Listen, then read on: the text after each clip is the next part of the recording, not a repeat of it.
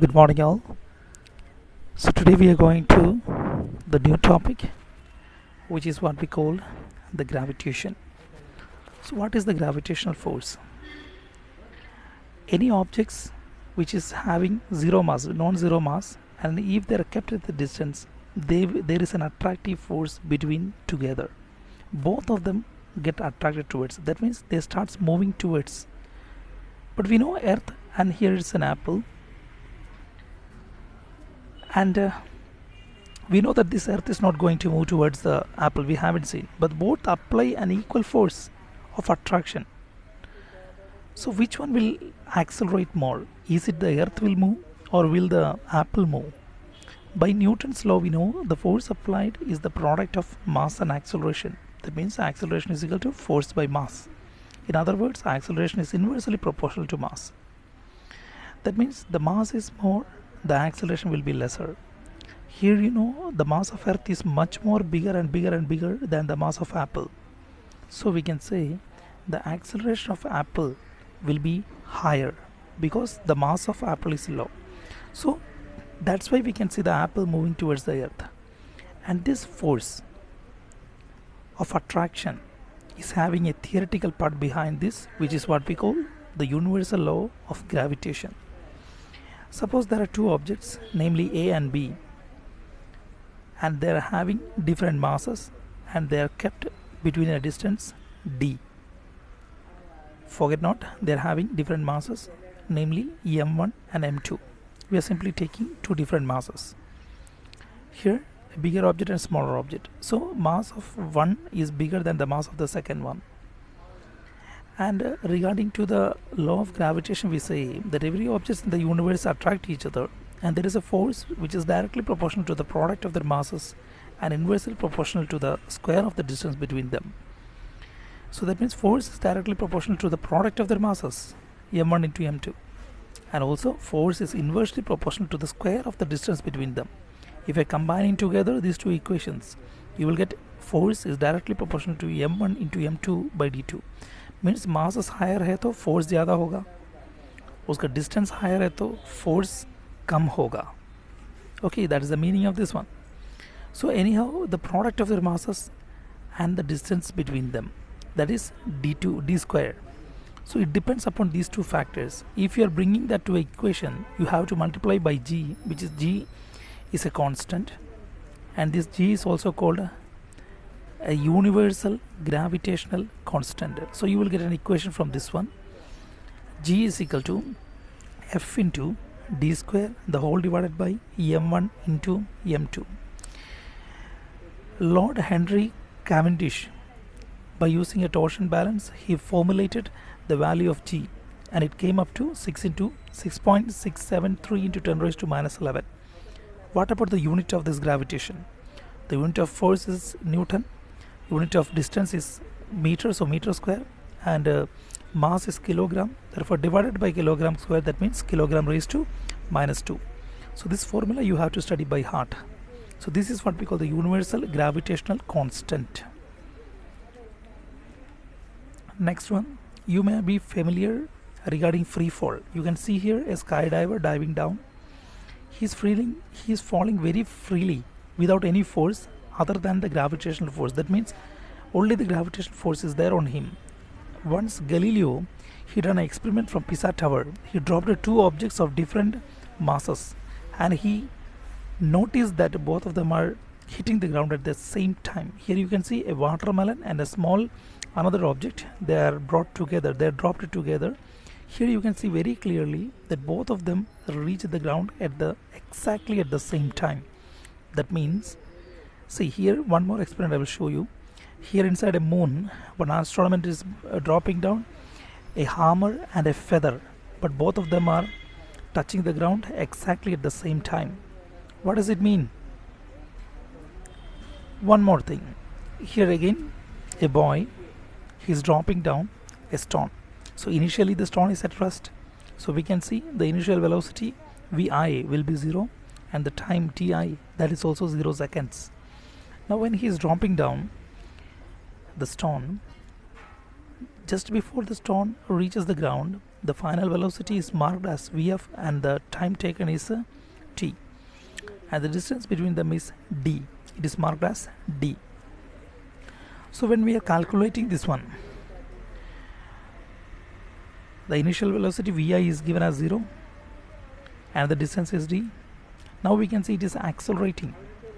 That means anything when it is dropped down towards the earth, it starts acceleration. It starts to increase the velocity.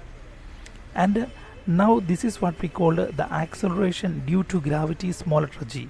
Means nobody is pushing or pulling it rather than the earth. And this g is measured by an equation which is called capital G m by r square.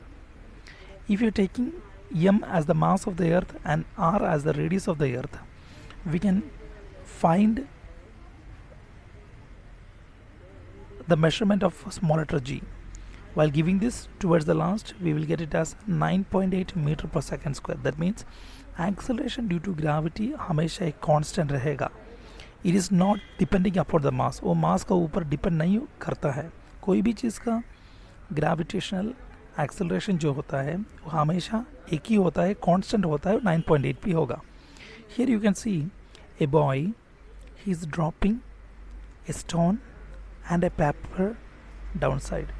So my question is, which one is going to touch the ground first? Yeah, you are right. That means the stone will touch the ground first.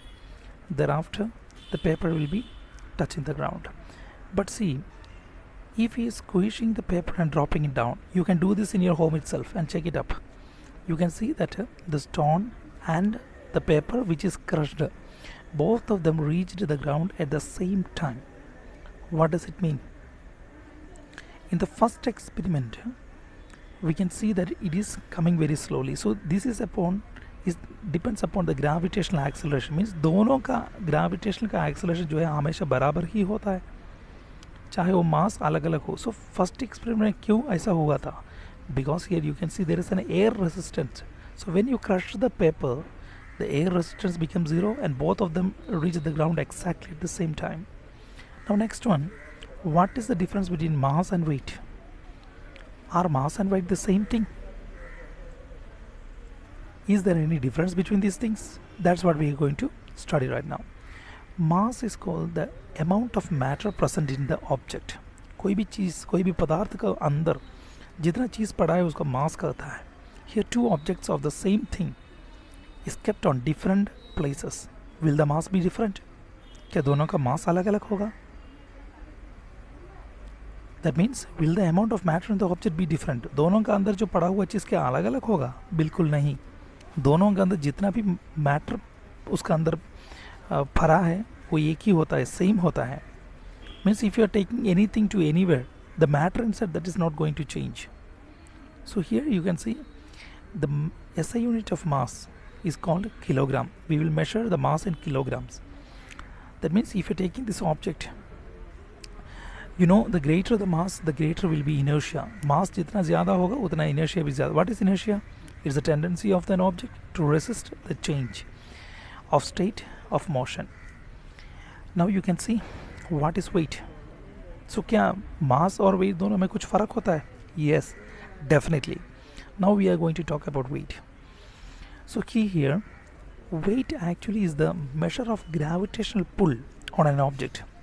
कोई भी चीज़ के ऊपर अगर एक pulling gravitation का force उसके ऊपर लगता है तो उसको कहता है उसका weight.